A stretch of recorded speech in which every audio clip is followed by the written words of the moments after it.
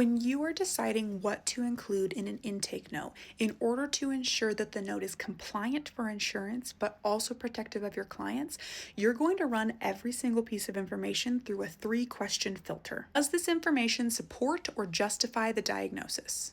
Does this information support the medical necessity of treatment or demonstrate functional impairment? Does this information affect treatment planning? If your client tells you a story or a personal detail or about something within their life that does not clearly answer one of those questions, you do not have to include it in order for your intake note to be compliant.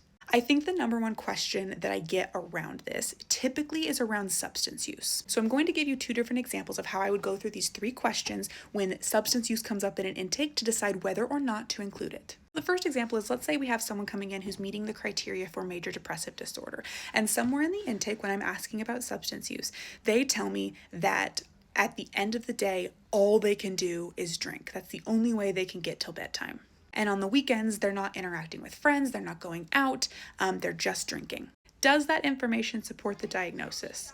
Probably, because it ties into some of the criteria for the diagnosis, like lack of pleasure or interest, and it also discusses how this might be impairing their functioning on a personal and professional level. Does this support medical necessity? Again, yes, because if this is impairing their functioning on a social level, personal, professional, then knowing that substance use is a part of this presentation is an important part of what I include in the intake note.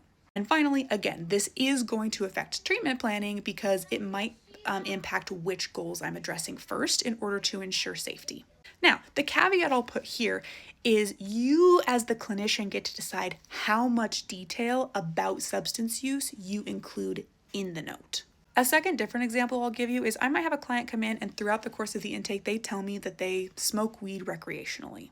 Maybe they're dealing with a diagnosis around social anxiety, and what they're specifically wanting to work on in therapy is increasing their ability to engage in social activities, changing how they interact in relationships, and maybe more of the functional impairment is about their inability to go to school, to hold a job. Now, depending on the frequency of use, we know that smoking weed might be related to that social anxiety. It might be a coping skill that they're using to help with them. But in this example, I'm going to say it's someone that's just like, oh yeah, maybe once a week, a couple times a month, I'll smoke weed with my friends. Like, it's not an active or daily thing, and they are not connecting it to the diagnosis. For me personally, especially depending on where you're practicing, I might not include that. So those are 2 very general examples. Obviously, there's a lot of nuance depending on who you're working with, where you're working with, and your own personal comfort level. But I hope that helps illustrate how this can look a little bit different depending on the sensitive information you're dealing with.